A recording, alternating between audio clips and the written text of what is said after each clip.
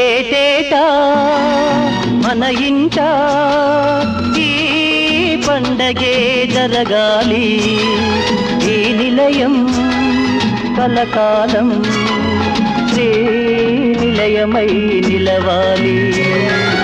ఏటేటా మన ఇంట ఈ పండగే జరగాలి, ఈ నిలయం కలకాలం శ్రీ నిలయమై నిలవాలి. వెలుతురైనా చీకటైనా విడిపోదు ఈ అనుబంధం, ఆనాటి హృదయాల ఆనంద గీతం ఇదేలే ఇదే.